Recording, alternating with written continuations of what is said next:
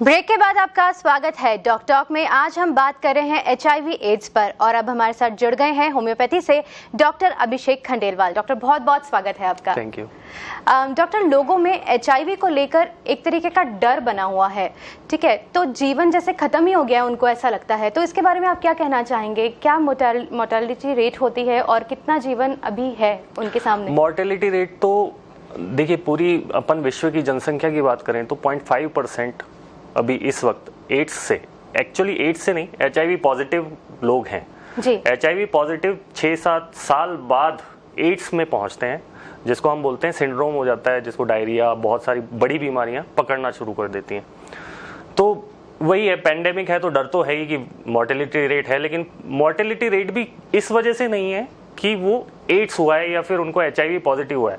वो इसलिए हुआ है कि अब जब उनको दूसरी बीमारियां पकड़ेंगी ना तो वो ठीक नहीं हो पाती हैं जी। ठीक है, उसके लिए हमको लाइफस्टाइल डिसऑर्डर जैसे खुद को ट्रीट करना होता है, खुद की ध्यान रखना होता है, छोटी छोटी चीज़ों का वो स्टार्ट से ही ध्यान रखना चालू कर दे तो अपना सर्वाइवल स्टेज बहुत अच्छी तरह बढ़ जाता है जी, बहुत अच्छे से। तो अगर मोर्टेलिटी रेट की बात करें तो अगर उसी तरीके से चले तो 0.1 के आसपास, मतलब 0.5 का 15% मोर्टेलिटी रेट में आता है। डॉक्टर, अगर मैं कॉम्प्लिकेशंस के बारे में बात करूं तो अभी मैंने आयुर्वेद वाले डॉक्टर से पूछा भी था, तो उन्होंने बताया कि स्किन की प्रॉब्लम्स बहुत ज़्यादा होती हैं। उसके अलावा क्या कोई और बॉडी पार्ट भी है जो इफेक्ट होता है HIV एड्स होने के बाद? सबसे पहले तो देखो, इसमें CD4 सेल्स डिस्ट्रॉय होती हैं। CD4 सेल्स होती हैं लिम्फोसाइट्स, जो हमारे WBC वाइट ब्लड सेल्स होती हैं ना, जो हमारी किसी भी रोग को प्रतिरोधक क्षमता के लिए कारगर, जो स्पेसिफिकली हमारी बॉडी के अंदर पाई जाती हैं, उनको डिस्ट्रॉय करता है। अब लिम्फ नोड्स या लिम्फोसाइट्स अगर डिस्ट्रॉय हो रहे हैं तो कोई भी डिजीज, चाहे वो स्किन की हो या फिर न्यूमोनिया हो, अपने रेस्पिरेटरी लंग्स की बात कर लें, अपने बॉडी में बोन्स की बात कर लें, अपने डाइजेस्टिव सिस्टम की बात कर लें, तो ऐसा नहीं है कि स्पेसिफिकली स्किन डिजीजेस ही उनको पकड़ेंगे। और skin disease are not at that mortality rate, इतनी मोर्टेलिटी रेट नहीं होती है स्किन डिजीज। शुरुआती सिम्टम्स हो सकते हैं, बहुत जल्दी कोल्ड लग रहा है, बहुत जल्दी डायरिया लगने लग गया है, तो जैसे बॉडी चेकअप हम आजकल सभी समझदार हो गए हैं, हर 6 महीने 8 महीने साल भर में एक बार तो जब ब्लड डोनेट करते हैं या नहीं भी करते हैं तो एक बार चेकअप करवा लेना चाहिए। उससे पता चल जाता है कि HIV हम पॉजिटिव हैं या नहीं है। जैसे सबको पता है कि इम्यून सिस्टम सबसे पहले इफेक्ट होता है, तो होम्योपैथी में आप किस तरीके से इम्यून सिस्टम पे काम करते हैं? होम्योपैथी की दवाइयाँ तो जानी ही इसलिए जाती हैं कि ये इम्यून सिस्टम को एक्टिवेट करती हैं जी, ठीक है। अब वायरस, बैक्टीरिया या कोई भी इन्फेक्शन जो बॉडी के अंदर हुआ, उसके लिए normally viral, antiviral, antibacterial medicines जो दी जाती हैं, उससे सिर्फ बैक्टीरियाज और वायरस ही नहीं डिस्ट्रॉय होते हैं। कई बार हमारी जो एपिथेलियल सेल्स होती हैं या फिर अपन जो बोले स्पेसिफिकली इम्यून सेल्स होती हैं, वो भी कई दफ़ा डिस्ट्रॉय होती हैं। उनकी बजाय अगर हम ऐसी ड्रग्स दें या ऐसी मेडिसिन दें जिससे इम्यून सिस्टम ठीक हो, इम्यून सिस्टम रिपेयर हो, या फिर हमारी एक्टिवेशन जो प्रोसेस है, इम्यून सिस्टम एक्टिवेशन प्रोसेस है, वो थोड़ा सा प्रोग्रेस में आ जाए, तो उससे बहुत स्पीड से सारी चीजें ठीक हो जाती हैं। होम्योपैथी की सारी दवाइयां सिम्टोमेटिक बेस हैं, किसी डिजीज के लिए नहीं दी जाती जी।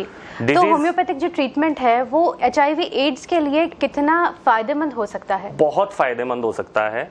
मोर्टेलिटी रेट हालांकि इसमें वैसे इतनी जल्दी नहीं आती है जितना समझा गया है, लेकिन हाँ, जानलेवा तो है ही बीमारी, उसको बढ़ाया जा सकता है। जैसे अभी किसी की 7-8 साल 10 साल एज रह गई है, पता चला कि HIV इन्फेक्शन हुआ है, अपन को HIV पॉजिटिव अपन हो गए हैं या पेशेंट हो गया है, तो उसके बाद अगर बहुत साथ में आर्ट के, मतलब एंटी रेट्रोवायरल थेरेपीज जो एलोपैथिक ड्रग्स होती हैं, उसके साथ में अगर होम्योपैथी की कॉन्स्टिट्यूशनल रेमेडीज साथ में दी जाए तो उनकी सर्वाइवल स्टेज बहुत आराम से और बहुत लंबी आराम से हो सकती हैं। बस उसमें जो लाइफस्टाइल हमको अपना थोड़ा सा सेट करना होता है कि जल्दी से सुबह शाम का जो अपना खाने पीने का तरीका है, सोचने का तरीका है, उठने बैठने का तरीका है, बचाव के जो तौर तरीके होते हैं हम रूटीन लाइफ में जो अपनाना छोड़ देते हैं, उनको अगर अपना लेना तो सर्वाइवल स्टेज बहुत आराम से 10 से 15 साल 20 साल तक हम आराम से ले जा सकते हैं। और ये सर्वेज में कहा गया है, मतलब हम नहीं कह रहे हैं कि ऐसा होता है, इट इज इन सर्वेज।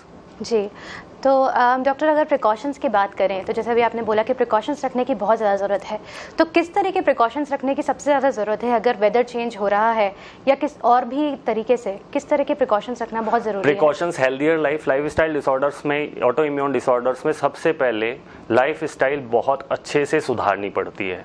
जो हम ये छोटी छोटी चीज़ों को नकार देते हैं ना कि सुबह जल्दी नहीं उठना चाहिए, आजकल कोई भी जल्दी नहीं उठता, 5, साढ़े 5, 6, 7 बजे उठ के वॉकिंग पे जाएं, जॉगिंग पे जाएं, उसके बाद थोड़ी सी बॉडी को एक्सरसाइज दें, सुबह सुबह जो ब्रेकफास्ट करते हैं वो हेल्दी ब्रेकफास्ट जिसको हम बोलते हैं वो लें, फिर दोपहर का जो फूड होता है, बीच में पानी पीना, कितना पानी पीना चाहिए, हम लोग पानी भी आजकल जो 6-7 गिलास ही पी रहे हैं उसकी जगह कम से कम 15-16 गिलास पानी बॉडी में जाना चाहिए। तो ये जो हेल्दी लाइफस्टाइल है ना, ये इन सब चीज़ों को बहुत आराम से, क्योंकि इम्यून क्या होता है, इम्यून सिस्टम हमारे हेल्दी लाइफस्टाइल से जुड़ा हुआ होता है जी। हम हमारे अगर थोड़ा सा भी स्ट्रेस लेते हैं, थोड़ा सा भी हमारी बॉडी को स्ट्रेस में डालते हैं छोटी छोटी चीज़ों से, तो वहाँ से इम्यून सिस्टम वीक होना ही होना है। और इम्यून सिस्टम जहाँ भी वीक होगा वहाँ से परेशानियाँ चालू होनी है, वो चाहे हम एड्स की बात करें या फिर डायरिया की। और एड्स में बहुत जल्दी से इम्यून सिस्टम खराब होता है, बहुत फास्ट जी, क्योंकि भाई CD4 जो सेल्स होती हैं, लिम्फोसाइट जो सेल्स होती हैं, उनको डिस्ट्रॉय करता है सबसे पहले। अब अगर वो डिस्ट्रॉय होंगे तो इम्यून सिस्टम तो हिलना ही है जी। और डॉक्टर, क्योंकि ये सेक्सुअली ट्रांसमिटेड डिजीज है तो इसका प्रिकॉशन रखना बहुत ज़रूरी है, तो उसके बारे में आप क्या बताना चाहेंगे कि किस तरह के प्रिकॉशंस अवेलेबल हैं और किस तरह से इससे बचा जा सकता है इस बीमारी से? सेक्सुअली ट्रांसमिटेड डिजीज का तो सबसे पहले प्रॉपर प्रिकॉशन लाइक कि proper use of condoms, proper जब सब मोनोगेमी जिसको बोलते हैं, केवल एक पार्टनर, सिंगल पार्टनर जो हमारी लाइफ में होना चाहिए वो होना चाहिए, मल्टी पार्टनर्स नहीं होने चाहिए। Natural sex, unnatural sex leads to AIDS, HIV positive prone हो जाते हैं लोग। और उसके अलावा बॉडी फ्लूइड्स जितने भी कंटामिनेटेड होते हैं जो आपस में चले जाते हैं, उनसे थोड़ा सा प्रिकॉशन वही है। जो एलोपैथिक ट्रीटमेंट है वो बहुत एक्सपेंसिव है एड्स का, तो जो होम्योपैथिक में आप ट्रीटमेंट बता रहे हैं, क्या इनका क्या मतलब ये कितना एक्सपेंसिव रहता है, कितना बजट में हो सकता है? 10 रुपीज पर डे से लेके 50-60 रुपीज पर डे तक की मेडिसिन आती है। मतलब ज्यादा एक्सपेंसिव नहीं बिल्कुल है, नहीं है, बिल्कुल साथ में लिया जा सकता है, बहुत आराम से ले सकते हैं। और ये इम्यून सिस्टम एक्टिवेट करेगा, तो मुझे ऐसा लगता है कि अगर स्प्रेड हो सके, बहुत इजीली स्प्रेड हो भी सकता है, तो होम्योपैथिक मेडिसिन जब भी पता चले एक बार साथ में स्टार्ट कर देना चाहिए, क्योंकि इसमें एक बहुत बड़ी चीज होती है, वेट लॉस होता है। वो वेट लॉस जो होता है, उसको वेट लॉस से धीरे धीरे वेट गेन केवल एक होम्योपैथी ही है जिसके ट्रीटमेंट में अभी तक देखा गया है कि पेशेंट वेट गेन करता है जी। CD4 जो सेल्स होती हैं, लिम्फोसाइट जो सेल्स होती हैं, वो होम्योपैथिक ट्रीटमेंट के बाद बढ़ रही हैं, ये सर्वेज में क्लियर कट है। और जो हमारी इंडियन नेशनल सर्वेइंग रिपोर्ट्स हैं उसमें बकायदा आ चुका है, मैं आज ही पढ़ रहा था कहीं। तो बहुत मुद्दे की बात यह है कि आज हमारे पास ये सब ट्रीटमेंट्स होते हुए भी हम अपने समाज को या हमारे जो लोग हैं जो इससे ग्रसित हैं वहां तक नहीं पहुंचा पा रहे जी। तो हमारा यही तो मोटिव है डॉक टॉक में कि हम होम्योपैथी, आयुर्वेद और एलोपैथी का ट्रीटमेंट साथ साथ बताते, ताकि लोगों को पता चल सके कि किस तरह का ट्रीटमेंट तीनों पैथीज में आप ले सकते हैं और कैसे आपको लाभ मिल सकता है। डॉक्टर, बहुत बहुत शुक्रिया आपका स्टूडियो में आने के लिए। Thank you so much. HIV AIDS एक ऐसी बीमारी है जिससे जागरूकता ही आपको बचा सकती है। ये सेक्सुअल ट्रांसमिटेड डिजीज है, इसलिए अनजान व्यक्ति से संबंध ना बनाएं और बाजार में उपलब्ध सेफ्टी प्रिकॉशंस का इस्तेमाल जरूर करें। डॉक टॉक में आज के लिए बस इतना ही। कल फिर होगी मुलाकात और बात करेंगे किसी और हेल्थ इशू पर और मिलवाएंगे आपको उनके स्पेशलिस्ट से। तब तक के लिए आप रखें अपना ख्याल और जाते जाते आपके लिए हमारे पास है HIV एड्स से जुड़े कुछ मिथ्स एंड फैक्ट्स।